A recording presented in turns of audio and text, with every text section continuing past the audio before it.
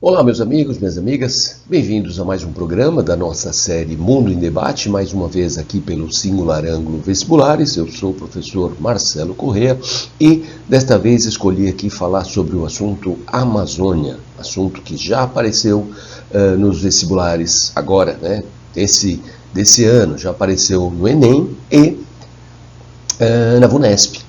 E, com certeza, estará presente em outros vestibulares e, inclusive, óbvio, nas segundas fases. Como sempre, tem uma matéria que me despertou aí o interesse. Temos aqui, do G1, inclusive, que já apareceu como fonte, né, de questões destas últimas edições dos nossos principais vestibulares. Como quase todo ano, eu acho que o G1 ele aparece. Tá? E nós temos aqui, do dia 11 de novembro agora, de 2022, a matéria com o título Alertas de Desmatamento na Amazônia tem pior outubro da série histórica, aponta o INPE, Instituto Nacional de Pesquisas Espaciais. Quando se diz o pior outubro da série histórica, significa desde que é usada esta metodologia, no caso, é de 2015 para cá. Tá?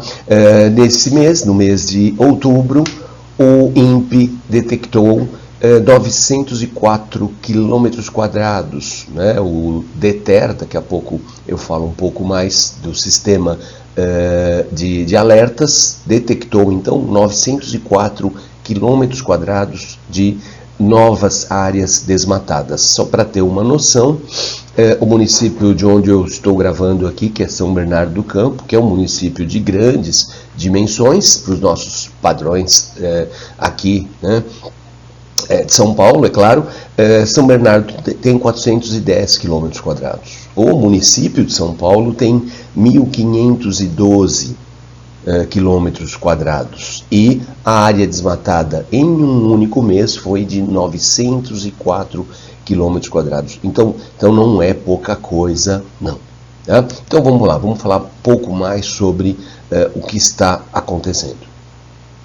Vale a pena lembrar que essa área, né, desmatada, essa área de 904 quilômetros quadrados, faz parte da chamada Amazônia Legal. Tá? Temos aqui um mapa do IBGE mostrando a Amazônia Legal. Então, vocês conseguem observar aqui que a Amazônia Legal, ela consiste em toda a região norte, mais o Mato Grosso e pouco mais da metade do estado do Maranhão. Tá? Então, essa é a Amazônia Legal, que corresponde a 59% do território brasileiro. Tá? Então, essa é a área considerada Amazônia. Tá? Legal significa juridicamente, e desta área, analisando imagens de satélites desta área, que se identificou os 904 quilômetros quadrados de novas áreas desmatadas. Ok? Então, não pertence ao bioma. É um pouco maior do que o bioma. O que é analisado pelo DETER, que nós vamos falar já já, é a Amazônia Legal, que vai um pouquinho além do que é o bioma amazônico. É bom lembrar que os números do DETER, né, os números do Sistema de Detecção de Desmatamento em Tempo Real, né, esses que mostraram desmatamento recorde em outubro agora de 2022, não são os números oficiais. Os números oficiais do desmatamento na Amazônia Legal, eles provêm de um outro sistema chamado PRODES. O PRODES existe desde 1988.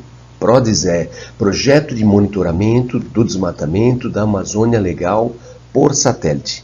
Só que os números do PRODES, eles demoram mais para serem compilados, publicados. Inclusive, por algum motivo, sabe-se lá Deus qual, os números referentes a julho 2021 e agosto 2022, para poder comparar com outros períodos semelhantes, esses números ainda não foram divulgados. Tá? Nós já estamos em meados de novembro e os números não foram ainda publicados. Mas eles costumam ser um pouco superiores aos números do DETER. Tá?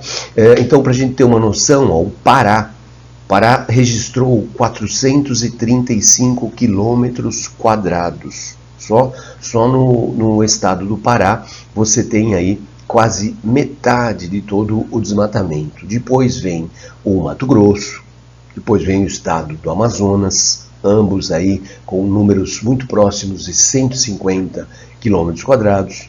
Depois vem Rondônia com 69 quilômetros quadrados, Acre com 64, né, Roraima com 24 e Maranhão com 18 quilômetros quadrados e o Amapá com a menor proporção, 2 quilômetros quadrados. Tá? Bom, então agora nós temos que pensar um pouquinho mais nesses números e nas consequências, né, do avanço do desmatamento, que isso pode, além da repercussão lá fora, o que isso pode provocar aqui, óbvio, para o nosso próprio país e para toda a região, né, é claro. Mais alguns números aqui para fecharmos esta abordagem. Então, como eu disse, os números do DETER, eles são publicados de 2015 para cá. Então, temos aqui no gráfico, né, um comparativo referente ao mês de outubro, né, 2015 para cá. E o que a gente vê é isso. Nos últimos 3 anos, há uma disparada no ritmo do desmatamento, chegando a esse valor absurdo, aí, recorde, de 2022, 904 quilômetros quadrados de novas áreas desmatadas dentro da Amazônia legal. Uma outra matéria publicada também no portal G1, em referência, óbvio, à COP27, né, que está acontecendo agora no Egito, temos aqui, ó, temos a matéria também do dia 12 de novembro. Amazônia no precipício? Entenda como a floresta entra na lista dos locais da Terra perto dos, aspas, pontos de não retorno. Então vamos falar um pouco sobre os pontos de não retorno, o que significa isso para a Amazônia. Os pontos de não retorno são também conhecidos como pontos de inflexão climáticos. Seria algo parecido com uma situação limite. Vamos imaginar que a partir dali, como o nome já diz, não retorno, a partir dali, por maior que possa ser o esforço para salvarmos este bioma, a tendência é a sua completa descaracterização. Não necessariamente a abertura de grandes clareiras, mas imagina uma Amazônia mais rarefeita. Se fala também em dossel aberto. Dossel seria a copa das árvores. Então vamos imaginar árvores mais distantes, árvores de menor porte, né? Algo que até lembra um pouco uma savana, um ambiente mais aberto, com mais arbustos, menos árvores, gramíneas. Algo com certeza bem diferente do que a gente conhece. Os pontos de não retorno ou pontos de inflexão climáticos, eles foram destacados por grandes pesquisadores como James Lovelock, que faleceu esse ano aqui, que nós já batemos um papo sobre o trabalho dele, que publicou, né, A Vingança de Gaia, trazendo a ideia dos pontos de não retorno. O climatologista britânico Tim Lenton, um dos primeiros também a falar sobre os pontos de não retorno, né? Então, é imaginar uma situação dessa. Por isso que o título da matéria é Amazônia no precipício? A interrogação. Né? Por quê? Porque se passar desse ponto, e para alguns isso já aconteceu, a Amazônia será a médio prazo, né, de médio para longo prazo, algo bem diferente do que nós conhecemos e, lógico, América, sobretudo a América Latina, porque não o mundo todo vai sentir tais mudanças. De alguma maneira, né, esse empobrecimento da Amazônia como uma floresta tropical, como uma floresta densa, vai com certeza repercutir em climas globais. Uma das grandes mudanças, e que para alguns já está em curso, seria o enfraquecimento dos chamados rios voadores. Né? Os rios voadores, como temos nesta imagem aqui, eles se formam a partir da evapotranspiração do bioma amazônico. Né? Evapotranspiração seria a somatória desses dois processos, né? A somatória da evaporação, isto é, o vapor d'água proveniente dos rios e dos solos, e a transpiração, o vapor d'água proveniente da floresta em si. Né?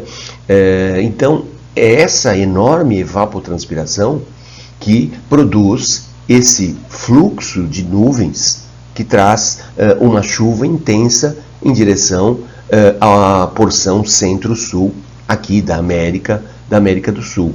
E com certeza uma floresta mais rarefeita iria impactar em muito, né, na dinâmica da formação e na intensidade dos rios voadores. Né? O que, em tese, já podemos usar para explicar por que as secas estão se tornando mais longas e mais frequentes na região analisada, na região amazônica. Então, em tese, já temos um registro de uma perturbação, de algo que já está acontecendo na Amazônia.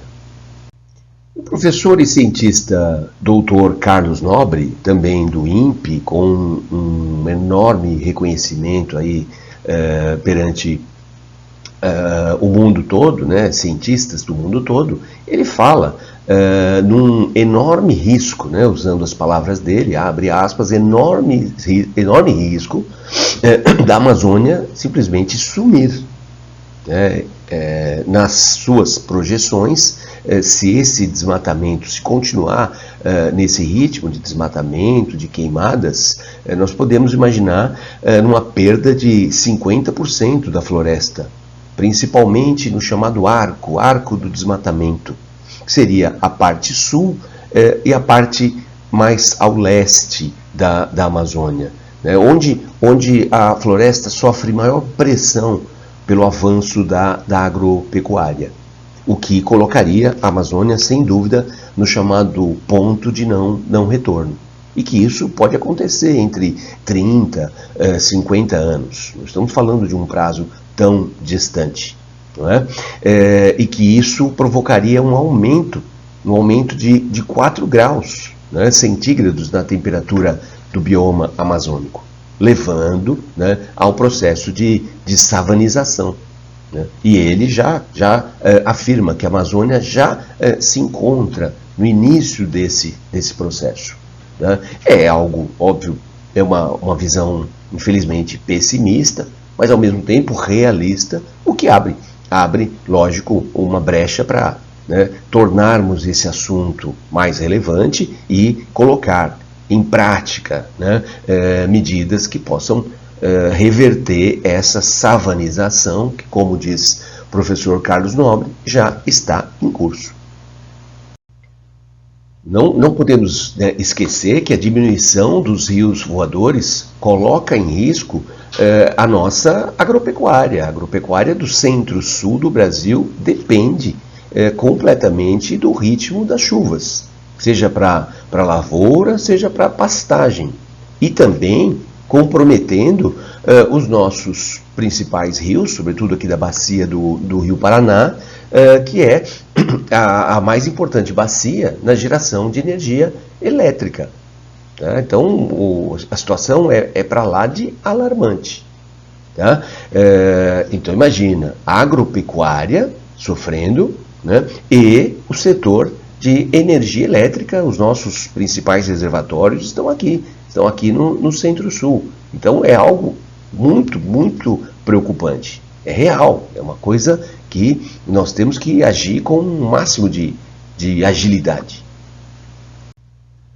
Bom, e para finalizar, eu acho que é uma boa notícia, né? O anúncio feito na COP27 no Egito, de que a partir do ano que vem o Brasil vai ter uma pegada muito mais criteriosa, né, no sentido de uma política mais efetiva contra o desmatamento, contra as queimadas, o corte ilegal de madeira, né, o compromisso de chegar em 2030 com todo o desmatamento ilegal, né, numa condição assim de zerar o desmatamento ilegal, porque, vamos lá, vamos lembrar que um desmatamento dentro do que diz o Código Florestal, ok, né?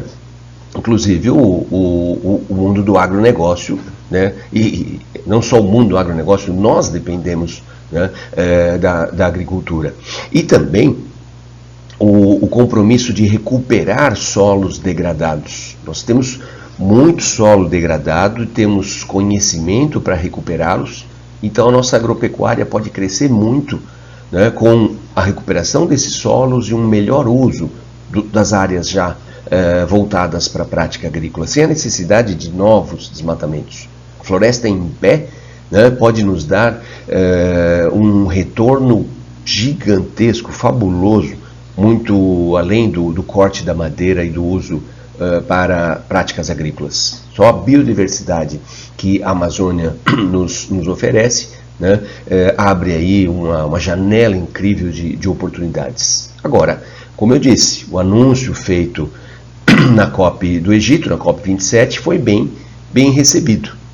O chamado Fundo Amazônia teve os seus recursos liberados. Em grande parte, o Fundo Amazônia é recurso proveniente da Alemanha e da Noruega. Eles já sinalizaram que a grana estará liberada a partir do ano que vem. Agora, mais do que discurso, temos que botar isso em prática. Sem dúvida, a Amazônia agradece, o mundo, né, agradece. E vamos lá, vamos acompanhar, porque esse assunto é para lá de importante para nós.